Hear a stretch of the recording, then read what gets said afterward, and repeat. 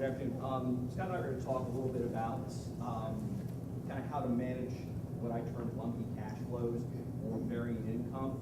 And real quick, I'm just going to give you a little donor profile. The donor is producing about $300,000 a year to start. Can't hear me? Okay. It's on now. It's on now. There we go. Okay. Donor production of about $300,000 a year initially. Gift of the interest to the charity is 5%. We're going to kind of show you what happens when the income varies over a 15-year period.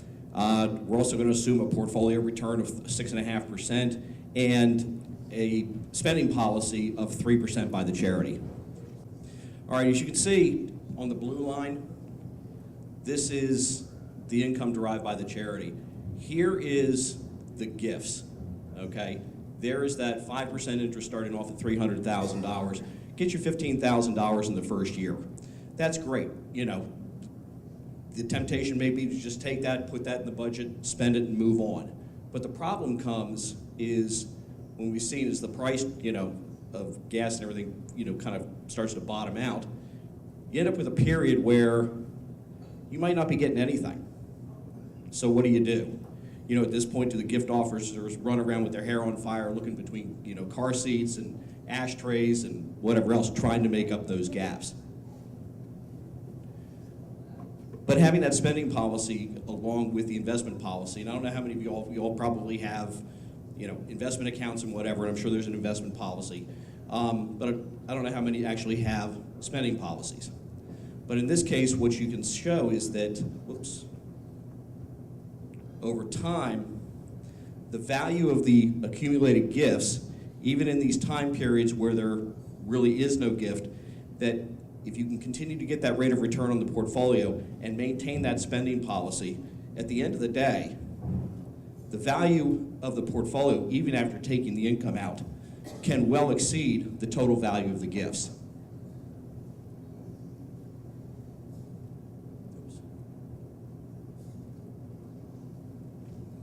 So what we have here, these are similar slides to what you've seen previously. We're going back into the 1980s here. This is not adjusted for inflation, but this is the market price for oil WTI, which is some of the most common oil we get out of the United States. You can see how cyclical it is as a commodity. Like I said, it's not adjusted for inflation. You can see the spike here back in close to 2010, and we hovered over $100 a barrel for quite a number of years, and then we've seen it drop off. The thing to remember, if you are fortunate enough as an institution, as an endowment, as a university, to get some of these gifts, understand this: in addition to the fact that you can't control the price of the product from the royalty standpoint, you also can't control the production. So it's a situation where if that price falls, you're going to see companies are going to pull back on their production. So you're going to see those royalty checks probably decline because of that. And that goes along with what John is saying.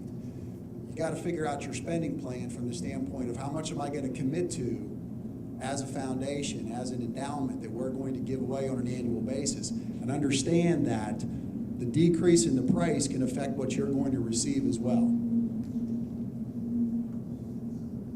This is the natural gas price going back to pre-1980. Everybody would love to go back to 2007, 2008 when we were $10 or $12 an MCF. But like the previous speaker spoke about, we don't see natural gas getting up to $3 probably for some period of time. It's going to take a while. And because of that, the companies aren't making margins that are attractive to them. So, we're seeing our clients' royalty checks decline significantly, not just due to the price, but also due to the fact that the companies aren't incented to go out and produce as much gas and oil. Okay, so some of the takeaways here. There are ways to kind of, as we say, manage, these lumpy cash flows. And you do have the ability really to kind of show, the ability to increase income over time. I harp on it a lot, especially when I work with, a lot of charities and things like that, is to have really that spending policy in place coupled with the investment policy. That is really going to be the key to long-term success. And there is this potential to build the legacy. You know, we heard earlier about what happened during the oil boom, and you know, a whole bunch of money was made. Everybody left town, but as Tom said, what would 2 to 3% of that wealth really do? And then you all have the ability to, you know, fix or vary the income depending on what that spending policy is. The most important thing, though, is, you know, as the varying price of you know, gas goes up and down, the donor and the gift you receive is tied to that, but you don't necessarily have to be, because as we showed that even over time, where there, you know, the gifts had dried up, you all were still receiving income over those periods.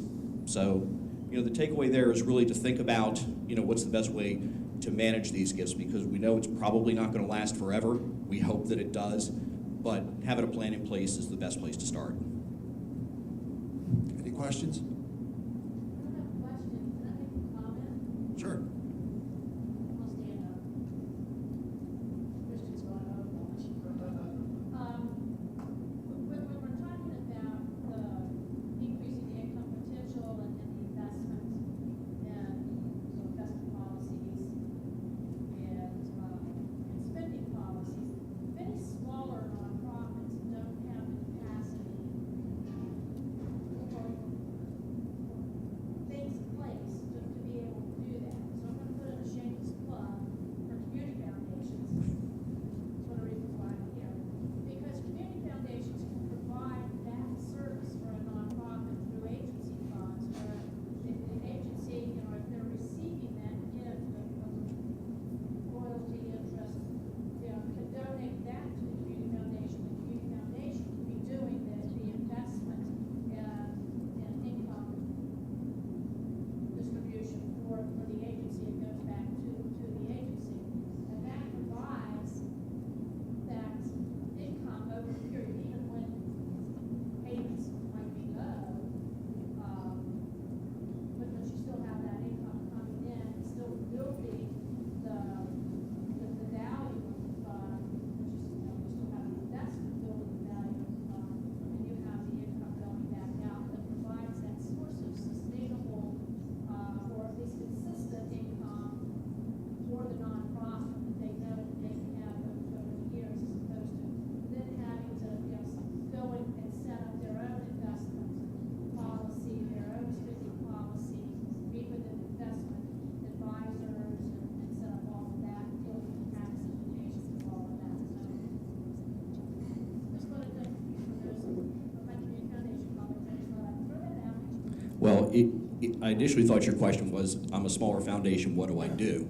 I was actually going to direct you to a community foundation. It's a great place to start. So we were on the same wavelength. Anybody else? Okay, well, thank you all for your time.